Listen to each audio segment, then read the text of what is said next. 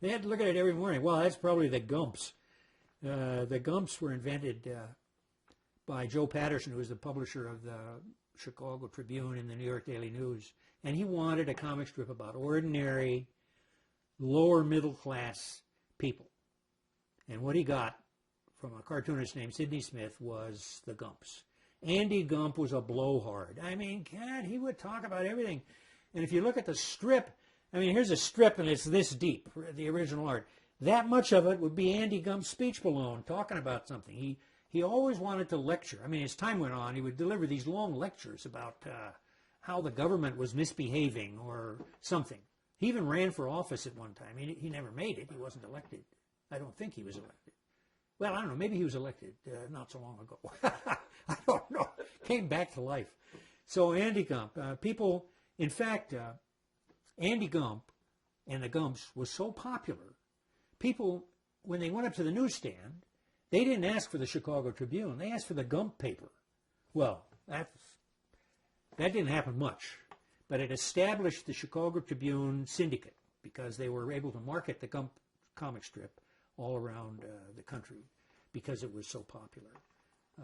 Some of the real achievements in the medium are things like Pogo, which I think is the greatest comic strip in the history of the medium, because Walt Kelly, who drew it, was able to use every resource in his medium. He used pictures, he used words, he put them together in ways that were memorable. After 1952, about. The most famous satirical segment of the Pogo comic strip was when Walt Kelly went after Joseph McCarthy. And at that point, he started taking unsavory animals and making them look like figures in American politics. He had a cat, a wild cat. And was it Wiley Cat? I can't remember the name of it. Anyway, oh no, it was, he gave him a different name, which I'm not going to remember. But he drew this cat, and he made him look like Joe McCarthy, with the 5 o'clock shadow and the whole thing. And he was doing these despicable things and persecuting people and all this other stuff. Well, this was not the first time that Walt Kelly had caricatured an American political figure in the comic strip, but it was the beginning of the floodgate of such appearances in Pogo. And there were characters. Lyndon Johnson showed up as a longhorn steer, and Nikita Khrushchev showed up as a pig, and J. Edgar Hoover showed up as a little bulldog about this big. I mean, he had all the, but what I mean by he was a great strip is because he used all this stuff. He made it satire, he made it funny. I mean, you could read Pogo without understanding the satire and it would still be funny. And no one else used the whole gamut of stuff like Walt Kelly did. I mentioned Trudeau's Doonesbury, which I think is one of the great strips and still is. Who else? Let's see. Well, just cartoonists who appeared in newspapers who did enormous things setting the fashion for their field, for example. Al Hirschfield, who made a theatrical caricature a vital part of the Sunday New York Times. And actors didn't think they'd made it unless they'd been caricatured by Al Hirschfield. Willard Mullen, who drew sports cartoons for the old New York Herald Tribune. And after Willard Mullen, nobody could draw a sports cartoon if it didn't look like Willard Mullen had drawn it. The great gag cartoonist for the New Yorker, Peter Arno, he didn't invent the kind of cartoon that he did, but until the New Yorker made it really fashionable, magazine cartoons, a single panel cartoon, were usually illustrations of a dialogue that happened below. There would be 4 or 5 speakers exchanging comments, you see. Well, the New Yorker perfected a method that had already been in use, but not widely, which is there's only one speaker, only one caption under the drawing. And that gave real punch to the punchline. It was Harold Ross who insisted that his cartoonist, one of those characters in that drawing has to have his mouth open so you know who's talking, see. Well, Harold Ross was a little eccentric in that regard, you know. Esquire magazine came along and published cartoons in color. So people came up to Ross and they said, why don't you publish them in color? And Ross said, what's funny about red? And that was the end of that discussion. There weren't any more color cartoons in there, as long as Ross was alive. I don't know. Let's see, what else? Well, the next question is, and you touched a little bit on this, but on the storytelling part, but what are the elements an artist must capture in just a few frames? Personality, emotion, beginning, middle, end. You talked about the storytelling portion of that. Well, okay. Every comic strip is a storytelling strip. Even if it ends in a punchline and the story doesn't go any further the next day, it's a storytelling strip because the story is right there in that day. So you have to do enough to make the punchline understandable. Now, how do you do that? Well, that depends. What is the punchline?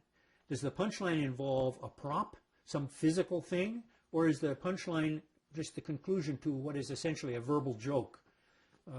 And if it's a conclusion to a verbal joke, you have to make sure that the characters are all saying the right setup stuff in the preceding 3 or 4 panels of the comic strip. And the drawings, in effect, identify the speakers. I think the very best comic strips, because they exploit fully the resources of the medium, are those in which the words and the pictures blend, neither one making complete sense without the other, or at least neither one making the sense that the joke is making without the other. And of course I'm not going to be able to think of an example off the top of my head, but well, I don't know, here's one right here. This is one of mine.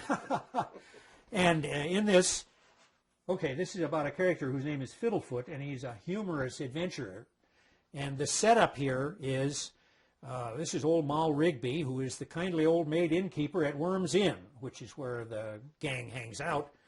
And she is overhearing this, Fiddlefoot's in Bangkok. No, he's in Istanbul. Wrong, he's in Mexico. No, he left. Well, she says, boys, talking to his buddies, are you having a good time? Say, where's that nice fellow Fiddlefoot? And here they say, oh, Rome, Madrid, Paris, New York. The last panel, the swinging doors of the inn swing open, and there's Fiddlefoot, and he says, wrong. Okay. Now, this is not a brilliant comic strip by any means, but it will serve to illustrate the fact that this punchline depends on words and pictures. You have to know that this character is Fiddlefoot. And how do you decide that? Well, it's all about him until you get there. And then they're all saying he's someplace else, and this guy shows up and says, wrong, he must be Fiddlefoot. It's the picture and the words together that make that little piece of the story. Continuity strips, strips that tell the story day after day after day, they face a slightly different burden because the first panel of the strip has to remind you what happened yesterday. Otherwise, you're lost. You know, oh, man. And if you don't do that skillfully, you've lost your audience. There aren't many continuity strips anymore, so that doesn't matter. But it used to matter a lot. So the mechanism of the comic strip, of good comic strips, is to make the words and the pictures work together.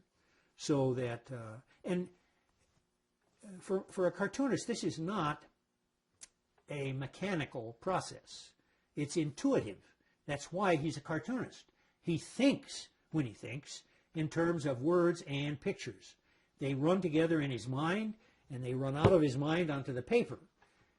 And I've been harping on this visual-verbal balance blend business for years, and people ridicule me, probably rightly, for it. But the point is that's just a way of getting into criticism and understanding of the medium. The medium is a verbal visual medium. And if you're not thinking about the pictures as well as the pictures as the words, you're not thinking about it. If you're talking about the story, this happened and then this happened and then this happened and this happened, then you're not talking about a comic strip because you haven't mentioned the role of the pictures. So, okay, I lost track of where I was going with that idea. Well, I mean, you're touching on it. Going down to the next question is how challenging is it to tell a story with just a few lines and simple drawings? Okay, well, the challenge part of it is to pare down as much of the verbal stuff as you can so you've got room for the picture. And as I say, a cartoonist doesn't think of in a mechanical way of combining words and pictures. Words and pictures in his mind are already combined. They're there.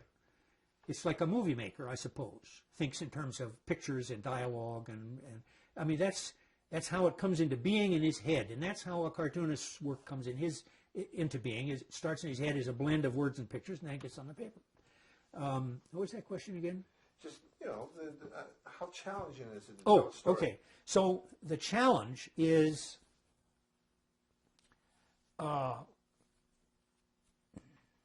well, I suppose the heart of the challenge is how few words do you need? Now, why is that important? That has nothing to do with artistry or aesthetics. It has to do with the fact that a guy is a cartoonist because he likes to draw pictures.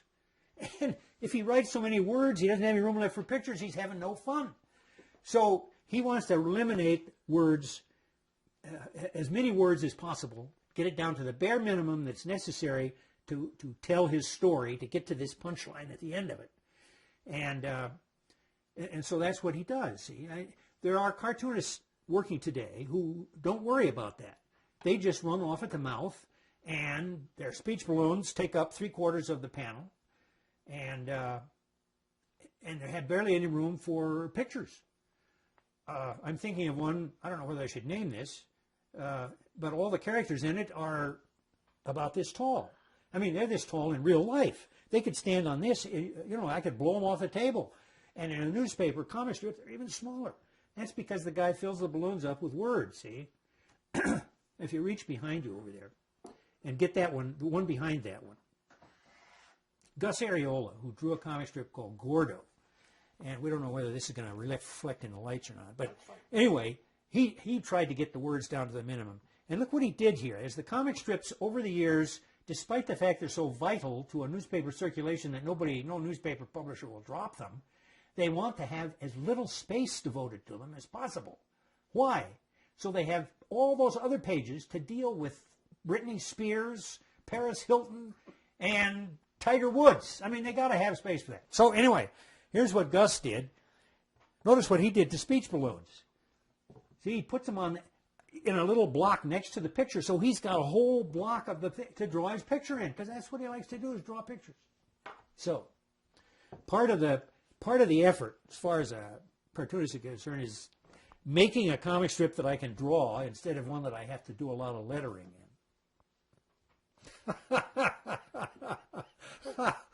Well, the next question goes into that, and is comic strips truly an art form? Oh, yeah. Oh, yeah. The art is blending words and pictures. Neil Gaiman, who is a currently popular writer of strange stories, got his start writing comic books. And he used to say, words are literature.